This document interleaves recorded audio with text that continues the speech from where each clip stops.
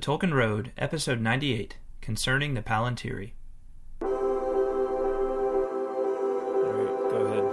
The Tolkien Road, the Tolkien Road, the Tolkien Road, the Tolkien Road, the Tolkien Road, the Tolkien Road, the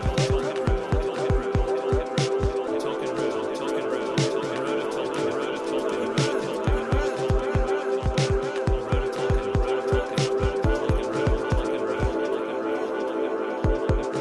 Tolkien Road, the Tolkien Road, the Tolkien Road, Hey there, fellow travelers. Welcome to the Tolkien Road, a long walk through Middle-earth. On this episode, we discuss the Palantiri chapter from Unfinished Tales. Before we get started, why not hop on over to iTunes and leave the Tolkien Road a rating and feedback? It's a great way to show your support for the show and takes less than a minute. Or you can stop by TolkienRoad.com, learn about previous episodes, and say hey. We're also on Facebook at facebook.com/TolkienRoad. Thanks for listening, and enjoy. Hello everyone, welcome to the Tolkien Road, episode 98. 98! That's right. Woo-woo! A little break from the Lord of the Rings this week. Mm-hmm. Not like you really need a break from the Lord of the Rings, but we like to supplement with digging into specific topics every once in a while. Yeah. So this week we're going to look at the Palantiri, which is a chapter from Unfinished Tales, or Untold Tales, as you like to refer to it. Yes, Untold Tales. That's right. Yep. Untold Tales, because they haven't actually been told. No. You know. No. Tolkien didn't actually tell them. No. Yeah. They just kind of appeared. They just kind of. I don't know. I will say that as much as I'm messing with you, I like that title. I don't know. There's something interesting about it to me. Well, it was because I'm a word nerd, but. Well, it's kind of like, I don't know. I have no explanation. It was inspiration. That's what you say now. It was completely unguided inspiration. It was pure inspiration. It was from somewhere. Pure and unique genius and inspiration. Beyond me, because right. I have no explanation. You were channeling some greater muse. That must have been it, because I have no explanation for how or why it came about the way it did. Yeah. But, anyway. Good for you. But I'm excited to have a deep dive episode. Cool. Yeah. Right on. I'm hoping that you're going to lead most of it, because like I told you, this is kind of over my head a bit. Yeah.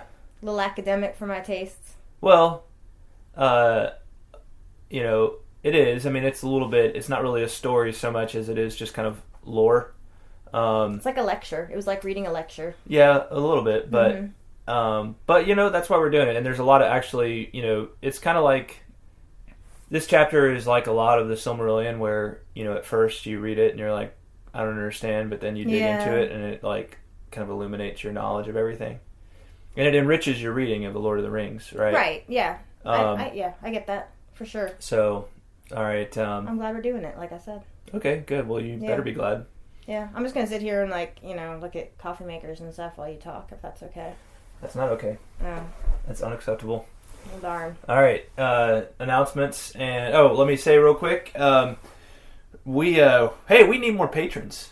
Man, I know there's more of you out there. So come on, guys. So it's been we got 9 awesome patrons who have been signed up immediately. And don't get me wrong, I know there's lots of y'all out there who can't. But if you've just been like putting it off, or you're like, oh yeah, I'll get to that tomorrow. Hey. Be great to get some more patrons. That's all we're saying. If you can help, man, so appreciated, very much appreciated. So, you guys keep us going. Yeah, really. Mm-hmm. You're the reason we do what we do. Yeah. You're the inspiration. I was gonna start singing Bette Midler. Oh, The Wind Beneath My Wings. Beneath My Wings. Yeah. But I like. I can get down with some Peter Cetera. That was not only Peter Cetera, that was all of Chicago.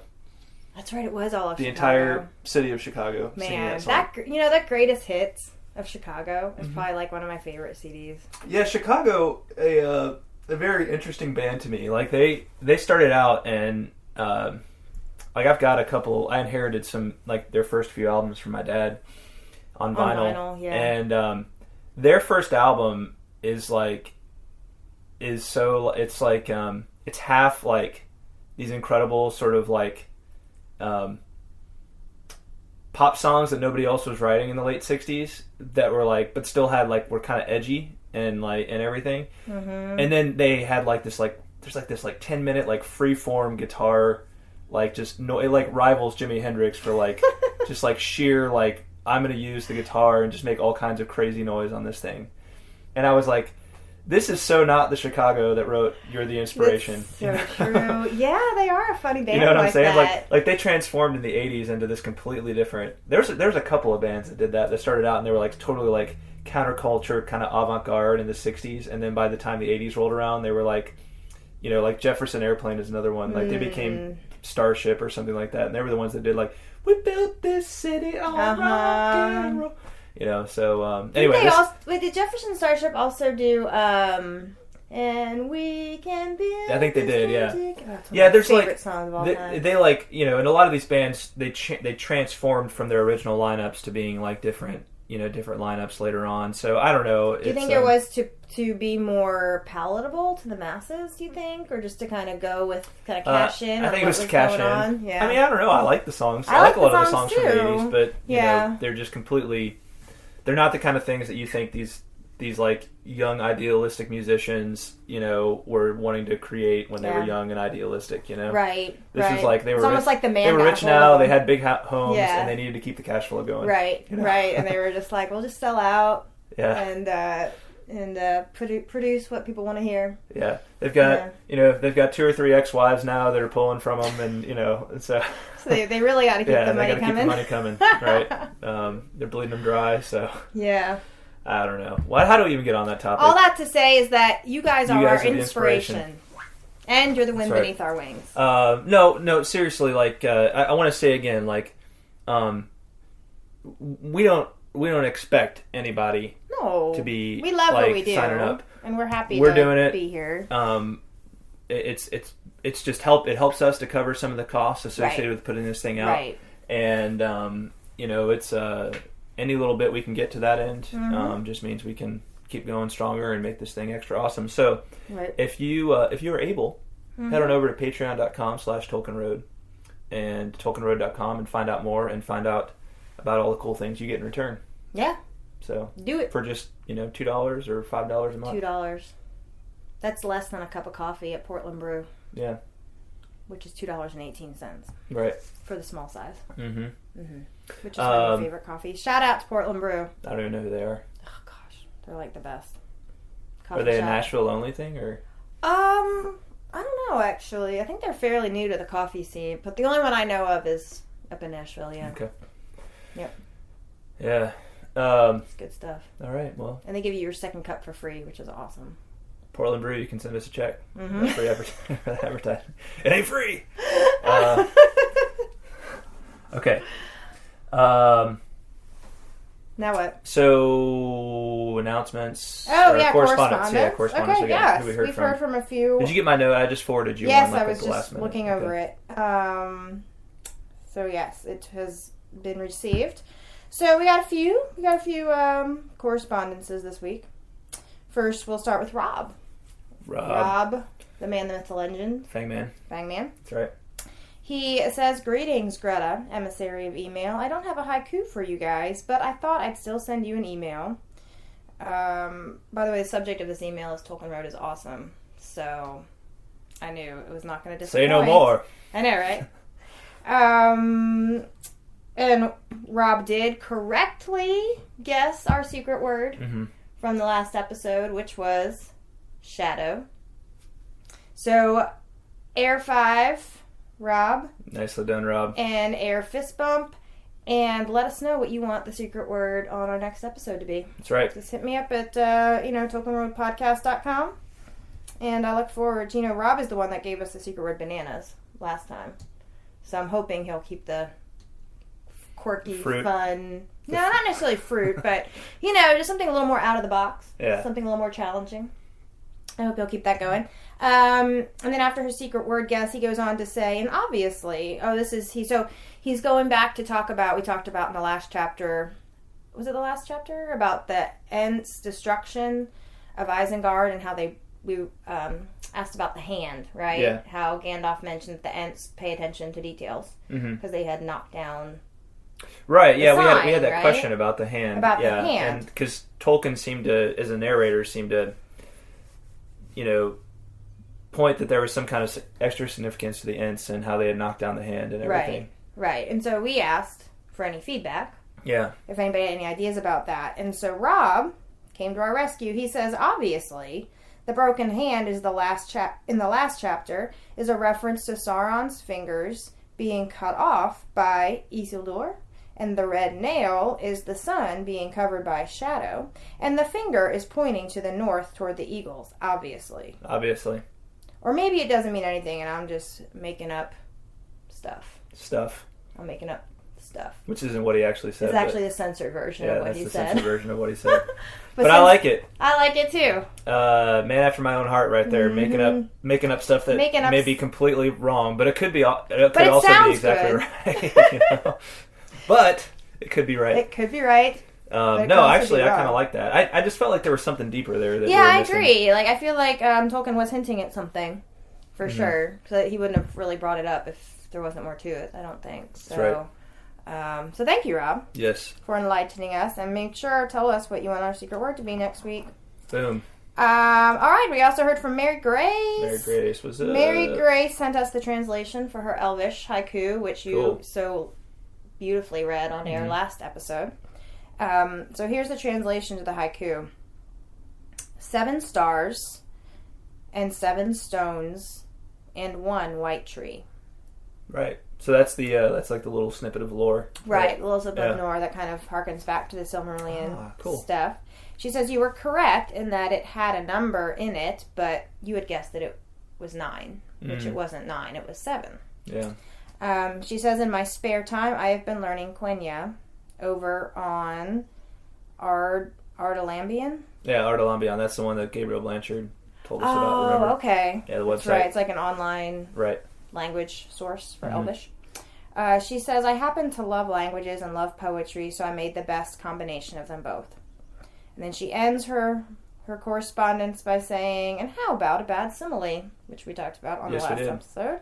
Mary Grace's bad simile is, my haiku in Elvish is like a poem that is in a different language. Nice. That has almost a Perd Hapley quality to it. It does kind of. You're absolutely right. Yeah. I totally agree. That's like that must be what they would do. The writers on Parks and Rec would do whenever they came up with like stuff that Perd Hapley would say. Perd Hapley on if you've never seen Parks and Rec, the TV show, go watch it. It's a funny TV show. It's hilarious. But they have this kind of recurring guest character on there, Perd Hapley, who's a television reporter. Yeah, and he's always saying things that like sound like something a news person would say, but then you think about him and they're just like he just said the same thing but in a different way. Right. And it's at first it sounds like he's trying to be illuminating or like kind of put a bow on it, but he really just says the same thing in different terms. And I don't know, it does similar things like that. But anyway, yeah, reminded me of funny. Hapley. But he does it in such a professional way that you kind of don't realize that he's kind of a joke. Right. Yeah. So thank you, Mary Grace. Yes. As always, good stuff. And then we also have a new comment from over on True Myths. Yeah. .org from Justin Sweeney. Sweeney. Sweeney. I'll go ahead and read this one. It's a little longer. So yeah. He said, Dear John and Greta, I'm relatively new to the Tolkien world as well as your podcast. I just started your podcast and I'm going in order. After listening to episode 6 regarding that listener's horribly insensitive critique, I thought I'd do the opposite and praise you for your efforts. I cheated and listened to your Fellowship of the Ring movie review because that is where my Tolkien journey began as well. I read The Hobbit in 3rd grade for school and remember liking it, but never pursued The Lord of the Rings. I was a senior in high school when Fellowship of the Ring came out and saw it in the theaters. I enjoyed it, but somehow didn't get caught up in it all, probably largely due to the fact that I left the country to live in Buenos Aires for 2 years as a missionary for my church. We weren't allowed to watch TV or movies, so I kind of missed the whole Lord of the Rings movement in the U.S. I didn't watch Two Towers or Return of the King until law school in 2008. My wife and kids would leave town while I studied for and took finals.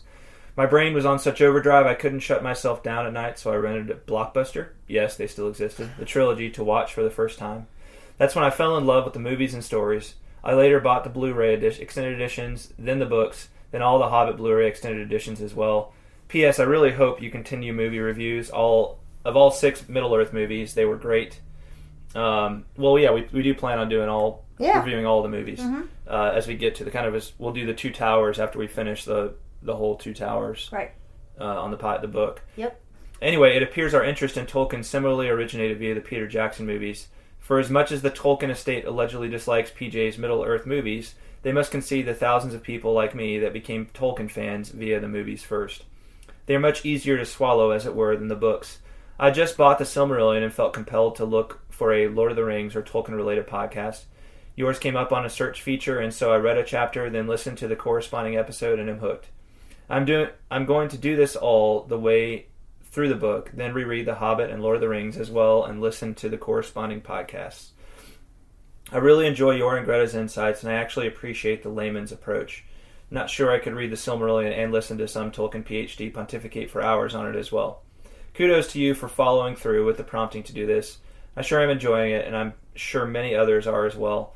It will probably take me many weeks to catch up, given all the podcasts already published, but I will eventually get through them.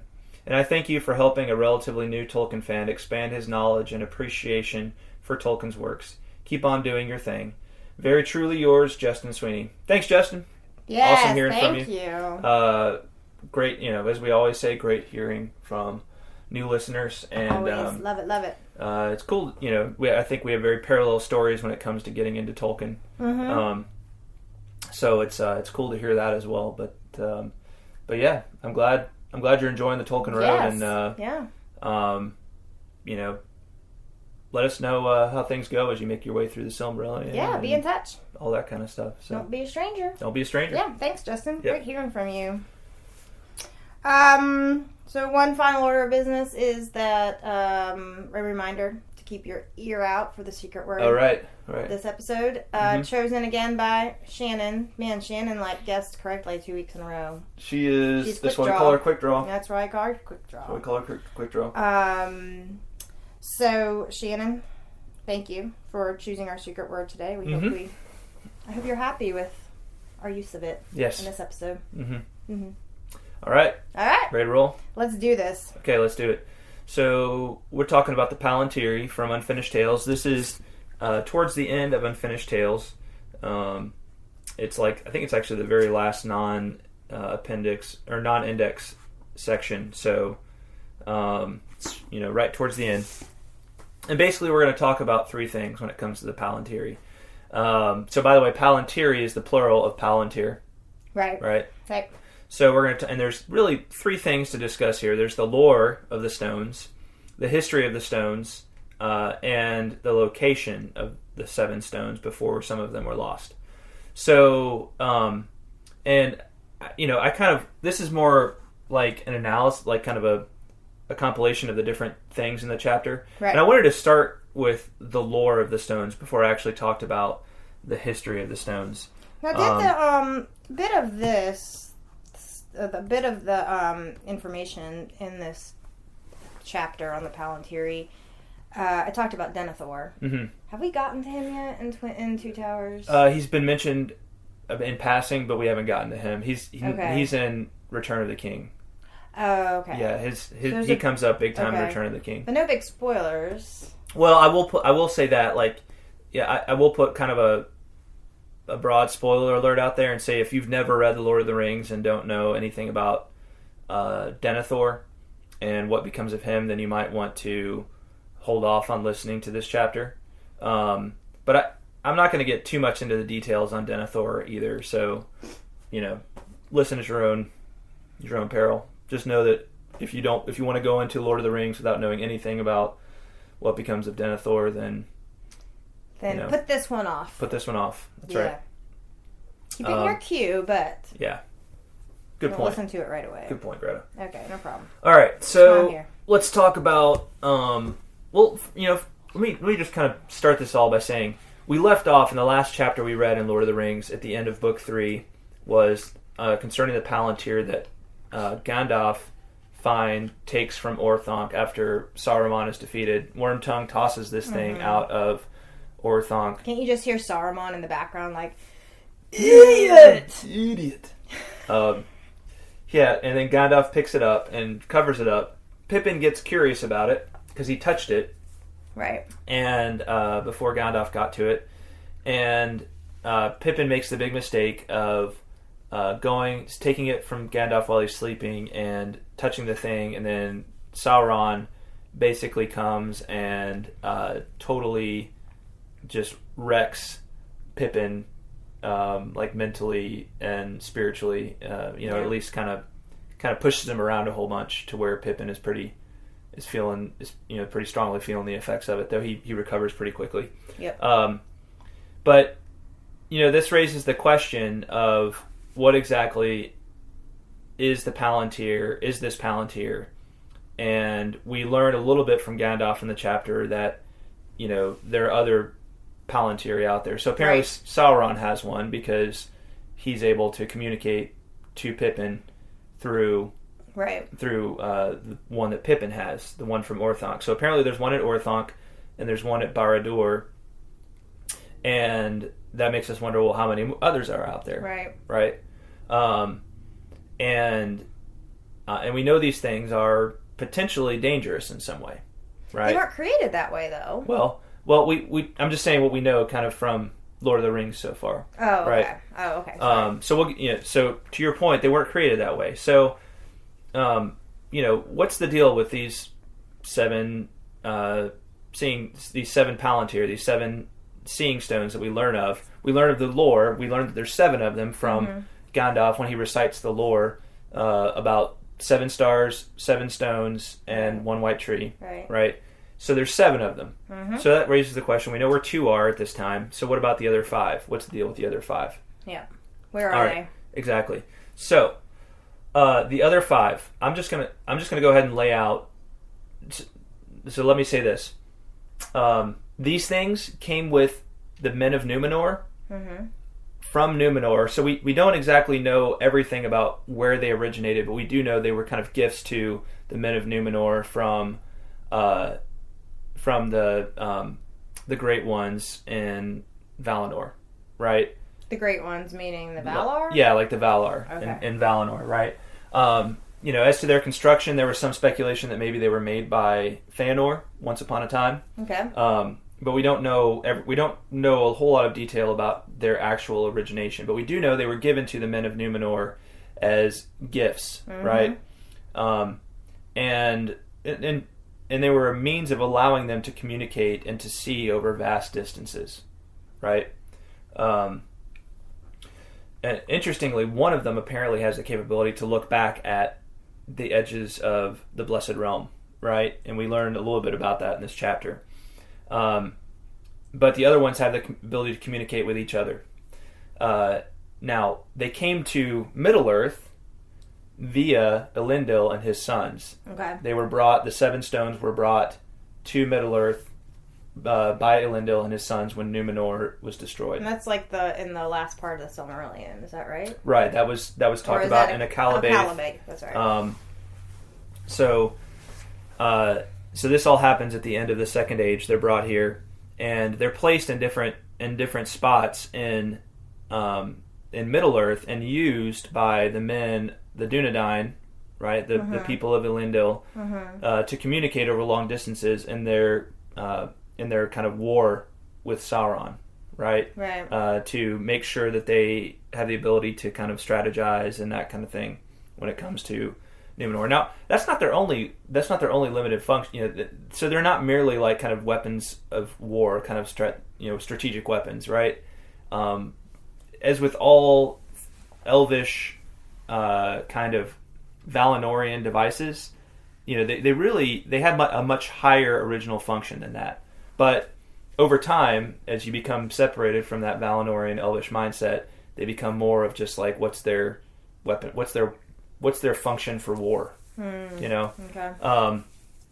So they get corrupted, kind of. When they came to Middle-earth, when they were brought to Middle-earth, they were placed in 7 locations by the Numenorians.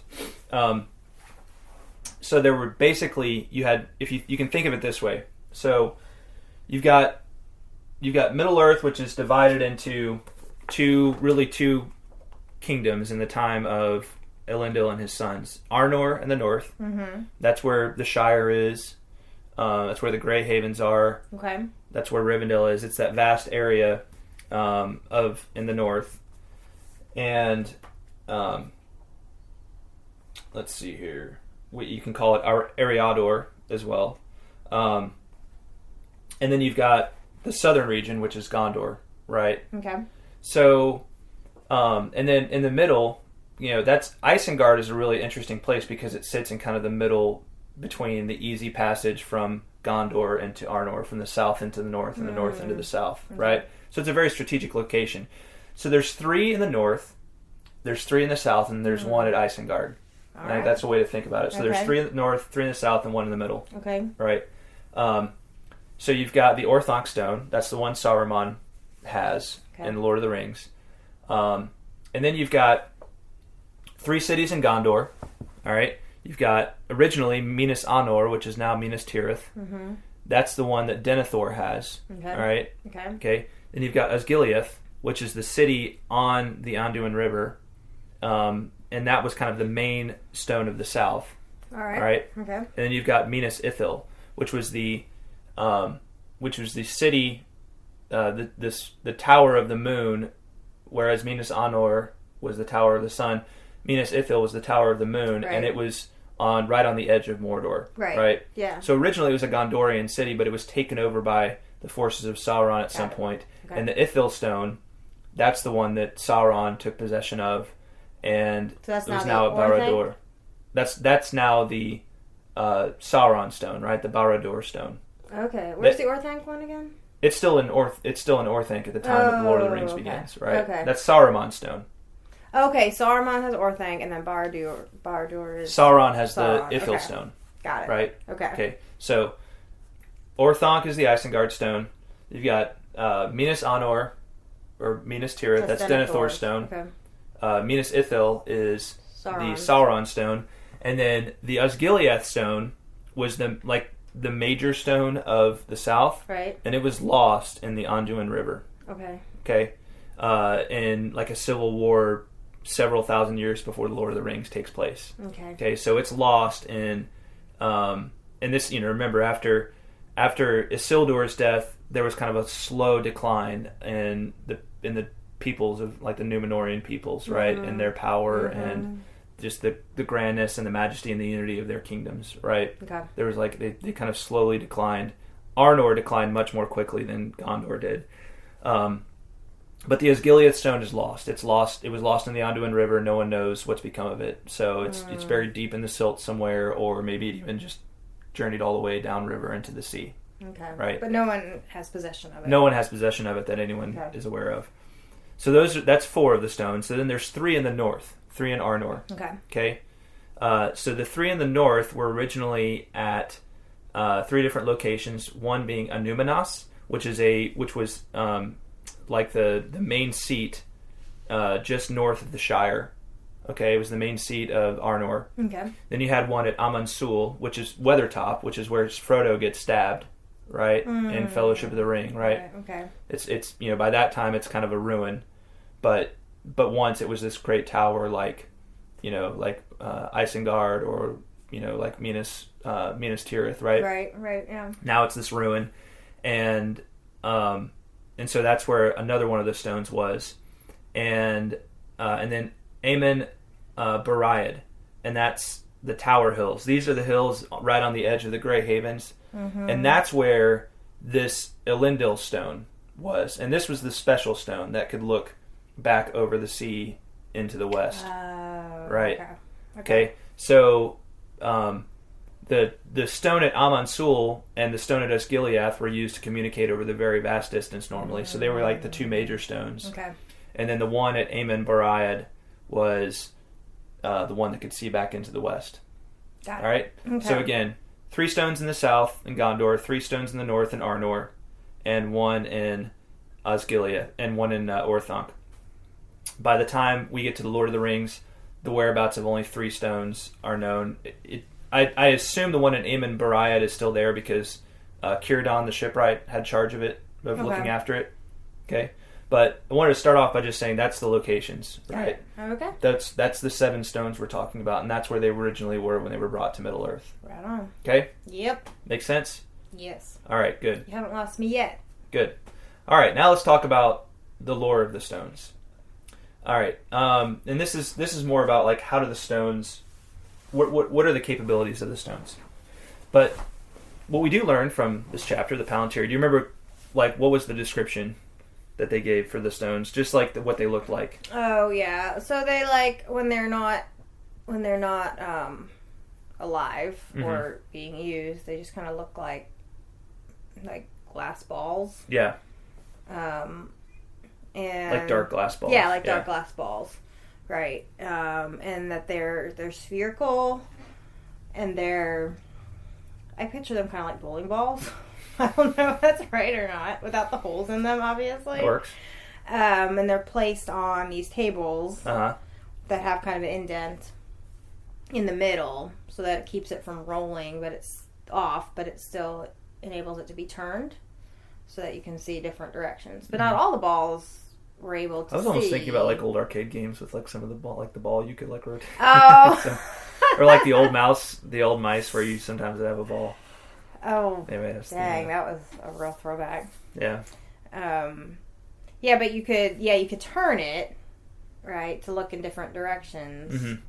But when they came alive, they would like glow. Okay.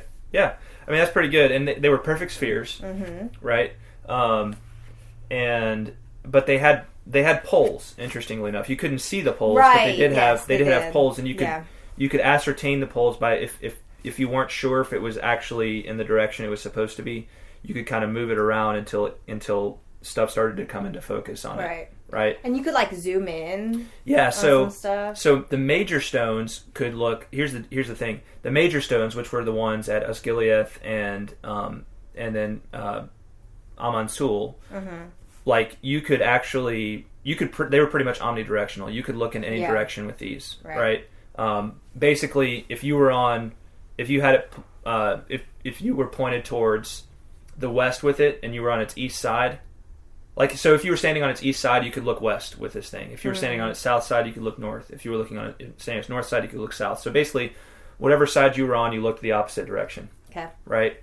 Or you looked in the direction you were facing through the stone. Okay. Right.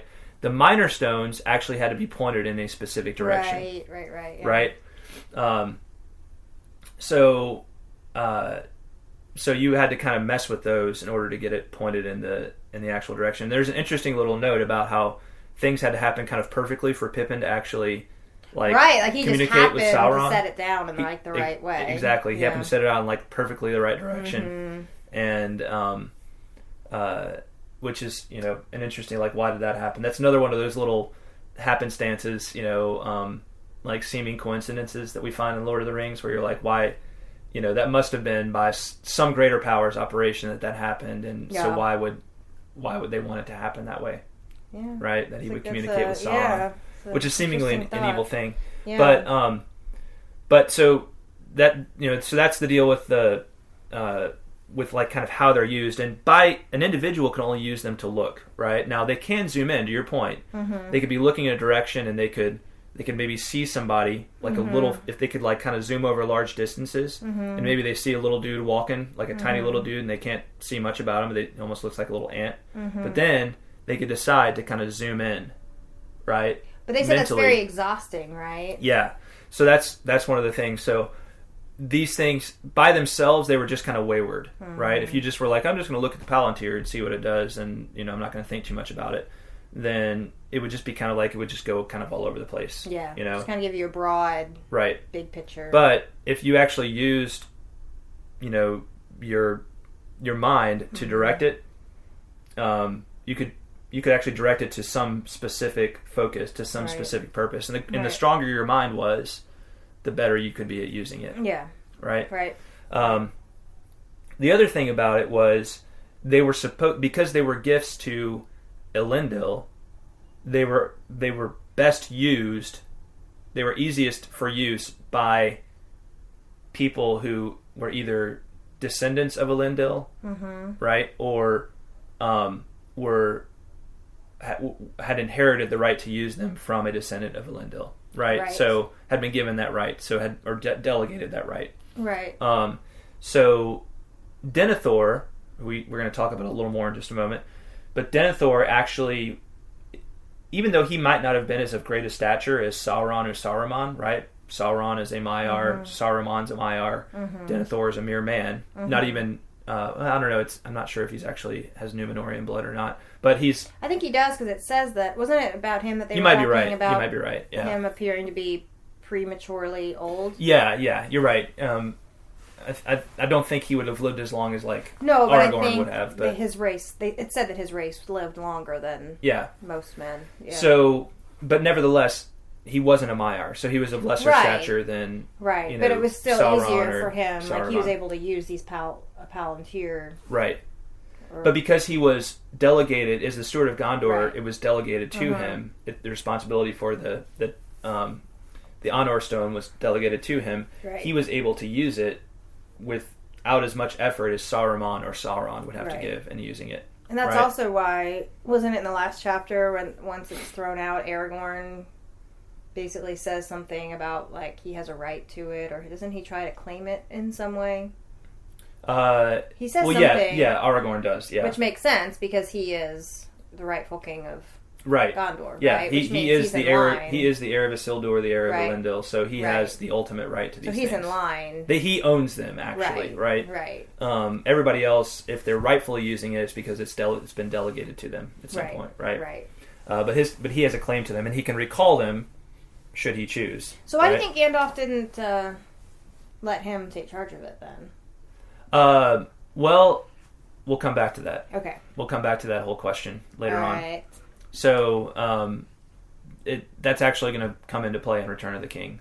Ah. Yeah. Okay. So, I mean, Aragorn didn't force the issue. Right, and I think he has great respect for Gandalf, and he knows that, and I think he was basically like, I'm cool with you taking it for now, right? You've got some But he does make some kind of comment about how he has a right to them. Yes. Yeah. Because he's in line. Exactly. Another thing, they were strong. They were strongly built. That if they fell off their pedestal or whatever, they couldn't be damaged by that. And it's thought that only like a very high heat was capable of destroying them. Right. And that's why they think that like the one that Sauron had was probably destroyed when his kingdom fell. Right. Okay. So while by themselves, if just you decided to use one, all you could do was look with it. If there was somebody on the other end of one, and you decided to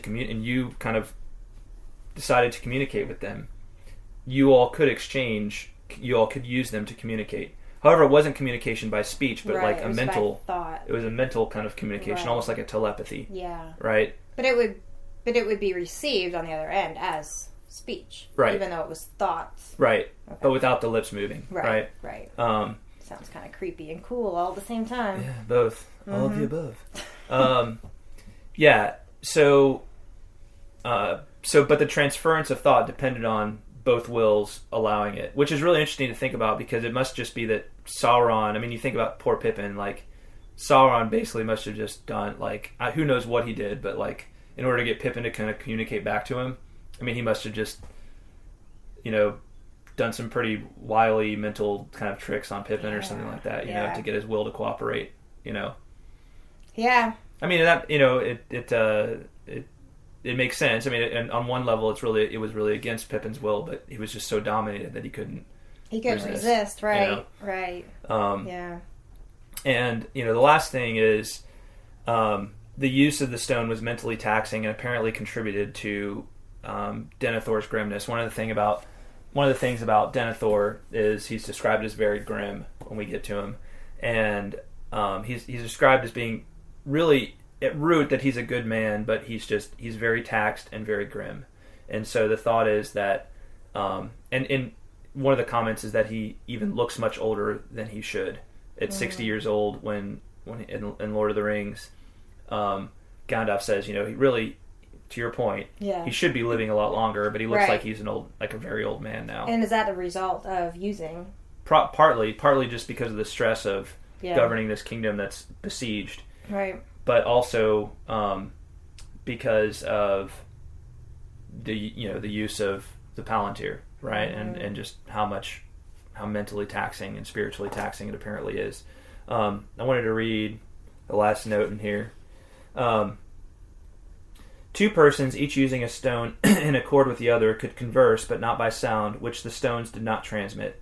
Looking one at the other, they would exchange thought, not their full or true thought, or their intentions, but silent speech. The thoughts they wish to transmit, already formalized in linguistic form in their minds, are actually spoken aloud, which would be received by their respondents and, of course, immediately transformed into speech, and only reportable as such. So it wasn't like you could use the stone to, probe the mind of the deep thought of the person on the other end, but you actually had to exert will, and it's almost like the speech is fully formed, it just doesn't leave your lips. It goes instead from your frontal lobe, right? Awesome. Great mental picture. Yeah. Anyway, are you joking with me, or are you making fun of me? No, well, maybe a little, but it is still kind of a cool mental picture. I think it's cool. Well, the whole frontal lobe thing. That's Okay. it's cool. I still don't know if you're making fun of me or not. And I don't know Will why you you're ever making fun of know? me. I know, no, it's cool. It's I need to- definitely cool. We're going to converse mentally now. I think we need a Palantir. I think we need to have one right here. Right here. Yeah. Mm.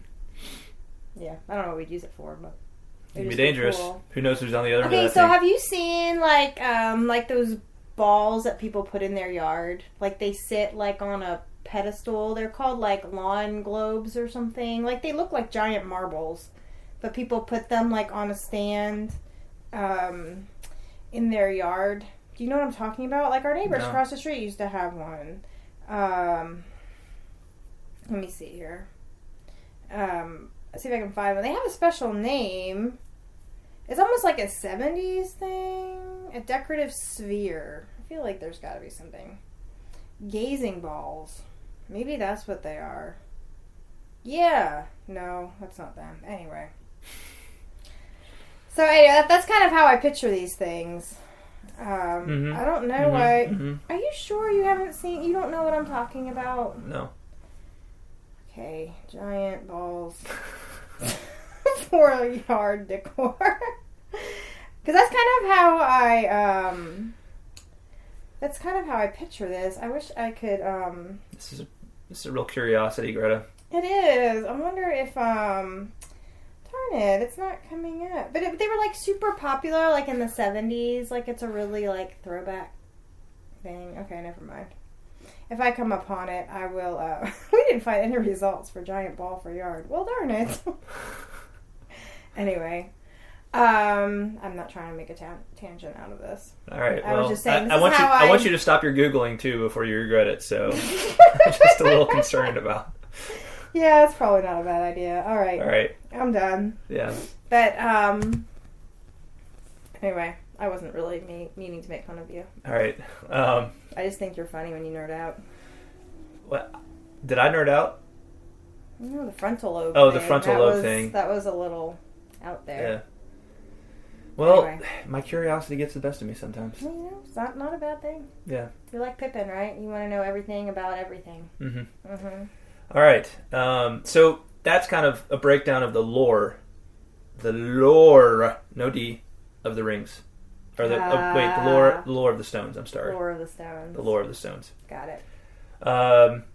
All right, and then let's talk briefly about the history of the stones. We covered a little bit of this already, but basically the stones were not this sinister secret, but they weren't exactly super well known. It wasn't like people were just the stones were the most important thing in Numenor. Mm-hmm. They were known to exist, but they were kind of oh, that's the king's business, right? Or that's the business of the great men. Yeah. They fell out of use with the decline of the Northern Kingdom and the loss of Minas Ithil, which we discussed, right? So 3 of the Northern Kingdom, two of the ones in the Northern Kingdom, I should have specified this before, were definitely lost, right? They were lost in some kind of shipwreck, ancient shipwreck, and they're probably at the bottom of the sea somewhere. or bottom of a river, kind of like the Azgillia Stone, right? Okay. So, yeah, 3 of them have been lost to the sea, and they were neglected after that point. First off, because the assumption was that the Ithil Stone had been destroyed, that in the sack of the city, the Gondorian men of Ithil had destroyed the Ithil Stone, so that it wouldn't fall into Sauron's hands. Apparently, they were wrong. Right, so they were wrong about that. Sauron got his hand on a stone. And the second reason for their neglect was the decay of Gondor and the loss of interest in ancient history. So just as time went on, Gondor became decadent, and people became less interested in kind of the great lore of their past, and just kind of myopic in their view of just like, this is the only time that really matters. Right. They cared less about great things. Right. Yeah. In ancient history. To their detriment. Exactly. Yeah. Well, that's kind of a theme we see often in absolutely. Tolkien, right? Is that loss of interest in ancient ways results in problems, right? Contemporary problems. Absolutely. Let's see. The Orthanc Stone was particularly neglected by the stewards of Gondor. So like what's Saruman's stone? Like they just kind of left it sitting there, and we're just like, doesn't really matter anymore. And like, so they just left this Palantir sitting in Isengard, basically unattended, and not being guarded by anybody. So when Saruman started to learn about the Palantiri, and he went and kind of secretly took possession of Isengard. Wait, I thought he was given the keys. Didn't it say something about... I'm sorry, you're right. He did take possession of Isengard. He began to use the Orthanc Stone without the knowledge of the White Council, though. So he wasn't a proclaimed bad guy at this point. No, right? no. But he was increasingly going against his mission, right? Like, okay. He was kind of slowly sliding into a place of wanting to set himself up as a great power, rather than kind of this background figure who was trying to marshal the free peoples of Middle-earth, which is what Gandalf eventually did, rightfully. Okay. But Saruman, because this Orthanc Stone was neglected, Saruman takes possession of it, and it's interesting to think that like maybe that's where things really started to go badly for Saruman, was maybe he started to communicate with Sauron, because as much as there's this whole thing with the movies and how Saruman is portrayed in the movies versus how he's portrayed in the books. In the movies, it looks like he's just completely in league with Sauron, and in the books, it's like he's actually trying to set himself up as a power against Sauron. Right. And actually, as you learn more, you realize that like maybe originally Sauron actually it's not so clear which side if Saruman was completely on his own side or if he was on Sauron's side. It's almost like at first he tried to he was like a double agent. Right. Where he was like pretended to be on the White Council, but he was really like kind of in league. He allied himself with Sauron, but then he tried to pull himself away and set himself up as a great power, right? Because he didn't like being dominated. So there's all this weird stuff going on with Saruman, but it would seem that the Orthanc Stone maybe accelerated the process of Saruman going bad, right? Because absolutely. Here he is communicating now with Sauron, and with whatever they're communicating about. And what's interesting is you think that maybe the stewards of Gondor, since they have a stone, they can also kind of listen in, but when two people are talking on Palantirs, no one else has the capability, so you can't eavesdrop. You can't eavesdrop. So the two stones that are in communication look completely black, to like they're shrouded to anybody else. So when Sauron and Saruman were communicating, nobody else was privy to whatever they were talking about. Or if Saruman and Denethor are communicating, then Sauron can't listen in. Right. So it's secure channel. Secure channel. Secure channel communications. Not good for spy agencies. No. Let's see, and to top it all off, the council really didn't look at the Palantir and think these are important. We need to make sure we have them all accounted for. So they had the council had no curiosity about them at all. They had curiosity, but not like concern, not deep concern about them. Because they were like, well, we know several of them have been lost, and we think, and they all, apparently the standard line was that the Ithil Stone had been destroyed, so they assumed that one was lost. So it's like, well, we know Denethor has one, we know one's in Isengard, and we know of this other one in Círdan has. So we're not too worried about the Palantir. Interesting. Right. Well, didn't Gandalf know? Didn't he? I think it was Gandalf. Hadn't he done quite a bit of research about? Like, didn't he know quite a bit about the Palantir? Like, didn't he know more than Saruman? He had done research, but again, it wasn't like the thing he honed in on. Right? He learned about them, but not enough to the point. Like, he didn't learn enough about them to make him worried. Yeah. When apparently Gandalf doesn't start really getting worried about the Palantir until what happens with Pippin. Like he learns enough to get concerned when it comes into his hands. Mm-hmm. And I think he's when he learns Saruman has one, he kind of figures that this is a lot of the reason why Saruman has gone bad. But he doesn't really get like freaked out until what happens with Pippin, and then he realizes Sauron actually has one. Okay. Right. That's kind of crazy. And that's the thing. Oh, go ahead. I'm sorry. I was going to say that's just so curious to me that they didn't know until then, that they didn't even suspect that Sauron might have one.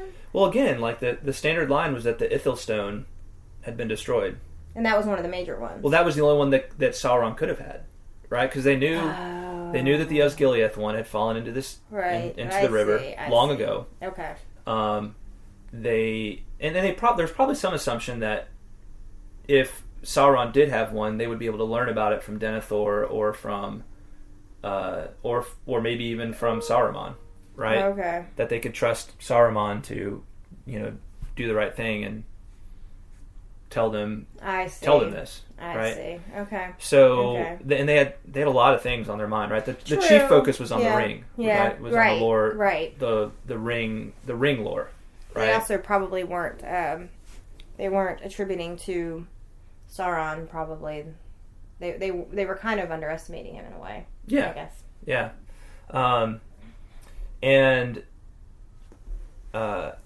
so it wasn't until Pippin's use of the stone that Gandalf realized what use Saruman and Sauron had been making of them. Mm-hmm. And when he realizes this, he's like, "Uh-oh, Denethor has a Palantir too. I need to get to Minas Tirith right away." And wait, how does he figure that out? He knows. He just knows because there was one that was. Oh, I see what you're saying. So that's why he and Pippin leave super fast. Yeah, he's like, "Uh-oh, okay. I gotta get to Minas Tirith and." Because he's worried that now Sauron has kind of messed with Denethor. He's like, oh my gosh, how has Sauron and Denethor been communicating? Is Denethor, has Sauron managed to, turn Denethor? Okay. This is Gandalf is like alarm bells, this could be a disaster. Red flag, yeah. Yeah. So, Gandalf becomes immediately concerned that Sauron would be using them against Denethor in the same way that he had been using it against Saruman. Let's see. But again, Denethor was strengthened against Sauron by the fact that he was supposed to have this, right? It wasn't something he came across illicitly. Right. Right? Yeah. He was entitled to it as the steward of Gondor. Mm-hmm. So that was a plus on Denethor's side, even though he was going up against a stronger mental, spiritual, intellectual power in Sauron. But he had the birthright. He had the birthright to it, so his will was kind of extra strengthened by that. But even so, he's doing battle with a Maiar in this, spiritual battle with a Maiar, so it takes it out of him, right? And that's why, we find out Denethor never gives in to Sauron, but it kind of leads to Denethor despairing, right? Mm-hmm. And we'll get into more of that later on in Lord of the Rings. So. Yeah. So that's kind of the big picture of everything that I wanted to cover about the Palantiri. I mean, any other things that you remember from the chapter that? I was just thinking. I know it talked quite a bit about Denethor, and didn't it talk about kind of his reasons for using it? Really, they would use it to kind of, like you said, for kind of strategic purposes, mm-hmm. right? To just kind of see what's going on. And intelligence gathering. Yeah, intelligence gathering. Figuring out, are they at rest? Should they be, preparing for war or whatever? Right. Yeah, but I think it's really interesting that, these Palantir, they were not created for evil purposes. But it just goes to show that, that doesn't matter much if it gets into the wrong hands. Yeah. Bad stuff. Anything can really be used for evil. Absolutely. Right? Yeah. Because you kind of think about it, these are gifts from the Valar. Mm-hmm. Like, they had to have been charmed in some way. Mm-hmm. But now even Sauron was able to turn that into something corrupt and evil. Yeah. So. Well, they're objects, right? They're not. They are, yeah, but it's not like, but they're, they're obviously very high quality, well crafted. They're designed to function in a certain way. Right. And that means that, it's all about the will of the person using the thing, the will for good or evil. Right. It's not about the object. The object has no good or evil quality about it. Yeah. That's true. But that's kind of crazy to, realize how strong just somebody's will can, the strength that can have, the sway they can have over an object. Right. So. Yeah. Cool. Yeah. Well, thanks for assuaging my curiosity with regards to the Palantir. Yeah, I think there's a lot of cool information and gathered in there. And, I like just knowing, like, where all 7 of them are, or where they came from, and where they were supposed to be. And, the history of the Northern Kingdom is kind of fascinating to me, that, like, because Gondor still exists in the time of the Lord of the Rings, the Southern Kingdom, but the Northern Kingdom is, like, was once apparently even greater than Gondor, but it's completely gone now. Yeah. Yeah. And, like, it's interesting to think about it with relation to the Shire being up there and everything. So yeah, anyway, crazy. Yep. All right. Well, anybody send in haiku?